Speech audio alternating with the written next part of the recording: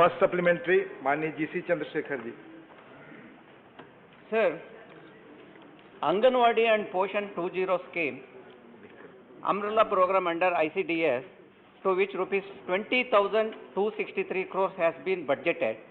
Last year, revised estimate was rupees 20,000 crores, which is just 0.5% increase and decreased by 4,294 crores in comparison with the budget estimated compared to last year.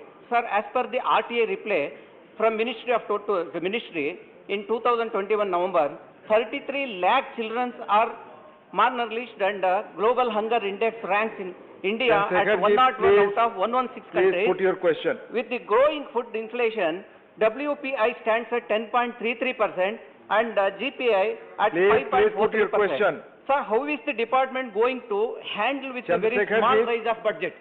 Please. To the honourable member to correct the figures that he has quoted with regards to increase in budget. As has been enunciated time and again in this house, and if the member may so desire to reflect on part B of the answer already given to him, he may see that the budget is increased by 10%.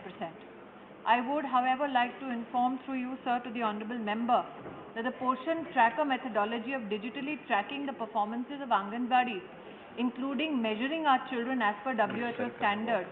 I can share through you, sir, that for the month of February, when over 1 crore children were weighed as per the WHO standards, the number of children found to be SAM children is close to 2%, which is much less than the number that has been enunciated by the honourable member. We have reached out to a third party, which is namely the Indian Academy of Pediatrics, to ensure that these numbers are validated, and I hope the member can, with due respect to him, reflect on the answer given, which is sufficient with regards to the response. Thank you. Second supplementary. Second supplementary, which is very important, madam. Anganwadi workers get the pay of average around 10,000 rupees and helpers around 5,000 rupees, and they work from morning 8 a.m. to 4:30 in the evening. These people, due to the price hike and everything, they are suffering like anything to manage their life. Whether there is any consideration to increase the salaries, madam? Thank you. Which the honourable member seeks to speak of is not a wage but an honorarium. And if one can make the legal distinction between the same has been actually reflected upon by the Honourable Supreme Court.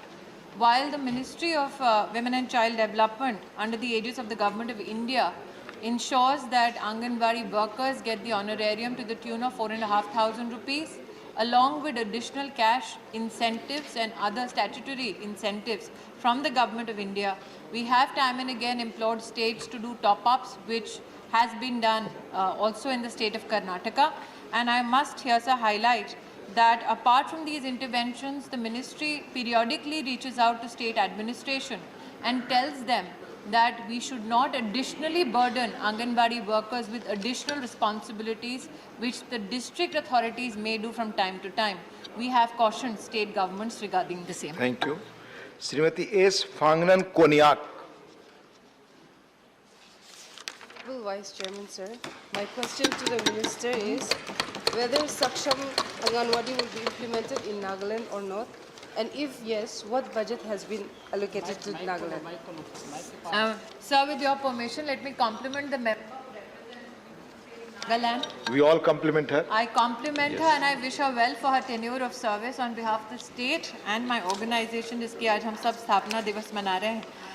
Sir, I would like to here highlight to the honourable member that for the state of Nagaland, the Government of India is committed to ensuring that through 3,980 Anganwadis, we help service the needs of women and children who come to these Anganwadis. She asked the question with regards to Saksham Anganwadi.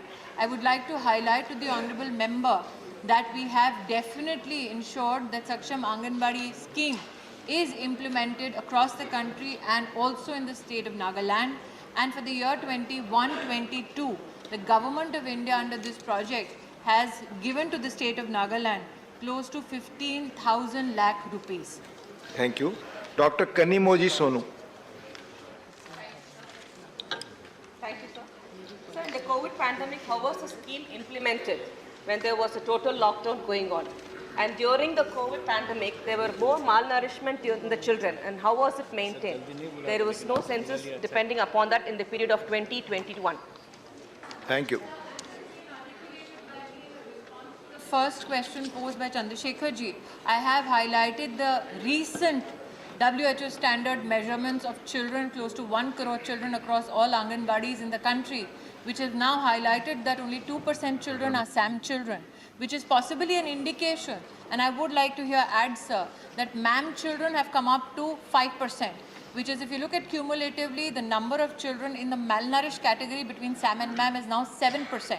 And if you look at, sir, the last NFHS data, where the amount of such children is positioned at 19%, in fact, it is a compliment to the efforts of state governments and the collaboration that they've done with us at the Government of India, that you see a decline in that percentage from 19% to now 7%. However, as I've said earlier, sir, we would like the numbers to be validated by a third party, that being the Indian Academy of Pediatrics. They have been more than supportive of ensuring that this is validated. But this is indicative of the fact, sir, as the Honourable Member sought to know, what is the effect? You see that the effect is a decline in those numbers. And we have, sir, monitored the distribution of take-home ration to the doorstep of close to 9 crore beneficiaries, 7 crore children and 2 crore pregnant and lactating mothers, in collaboration with state governments, and ensured that there is a weekly review with state governments. Thank you. Ramila Ben Bara. उपसभापति जी, माननीय उपसभापति जी, कुपोषण दूर करने के लिए सरकार ने ठोस कदम उठाए हैं। मैं सरकार को धन्यवाद देती हूँ।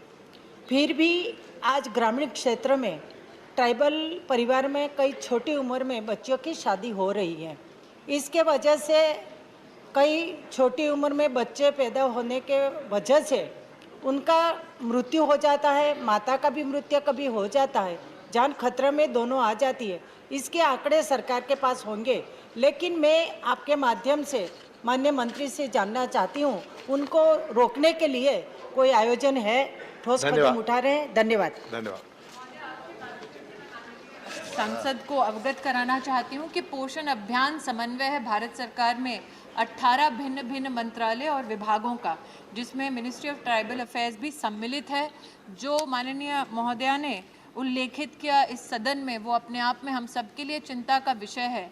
एक तरफ भारत सरकार पोषण अभियान के माध्यम से विशेषतः ट्राइबल संभागों में भी हमारी बेटियों को, महिलाओं को, बच्चों को हम सुपोषित कर पाएँ, इसका अभियान चला रहे हैं। लेकिन दूसरी ओर जो फंडामेंटल इन्होंने प्रश्न किया कि छोटी और नाबालिग उम्र में बेटियों की शादी हो जाती है, इसी के परिवेश में भारत सरकार ने जो एज ऑफ मैरिज है उसमें प्रस्तावना की है, जो दूसरे सदन में लंबित है, उसमें प्रस्तावना की है कि हम बेटियों की शादी की उम्र को बढ़ाएं। धन्यवाद।